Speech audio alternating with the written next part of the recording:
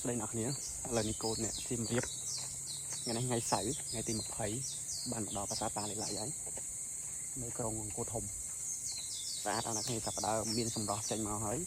ស្អីចូលដល់ខេត្តកសាងអញ្ចឹងគឺដបេះមកអ្នកគ្នាស្អាតហើយឥឡូវនេះខ្ញុំកំពុងតែដើរជុំវិញខ្លងនៅខាងមុខមិញក៏ស្អាតដែរថតមានដើមឈើពីមុខហ្មងចាំខ្ញុំដាក់វីដេអូហ្នឹងស្អាតហើយអ្នកគ្នាពិតជាអស្ចារ្យខ្លាំងមែនតើ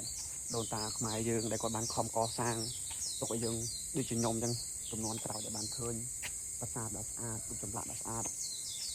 ហើយក៏សំណាងដែរដែលបានកើតជាកូនខ្មែរដែលឃើញរូបសំណាកស្អាតអូណាស់នេះអីណាស់អូដបេះមកនេះឃើញតាមតួប្រាសាទអីដុះស្លាយមកភៀវមកញ៉ឹងណាមានបងប្អូនយើងមកលេងច្រើនខ្ញុំដើរចូលមកមិញបងប្អូនយើងមកចូលមកក្នុងតែគាត់នៅថតរូបនៅខាងមុខឥឡូវនេះខ្ញុំដើរចាប់បានមកជុំអូរូបសំណាកស្អាតណាស់គ្នានេះរូបស្អាតហ្នឹងដែរនេះឃើញអូស្អាតណាស់គ្នាអូបេះមកអ្នកគ្នាមើលរូបឡាក់ស្អាតខ្លាំងណាស់គ្នានេះ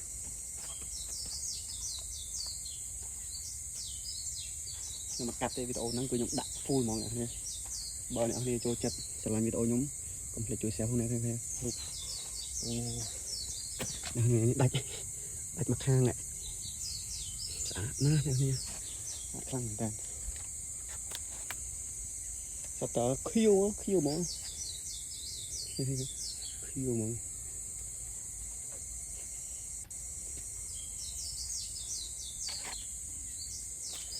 ចឹងអរគុណពុកម៉ែបងប្អូនអរគ្នាដែរស្រឡាញ់និងចូលចិត្តខ្ញុំ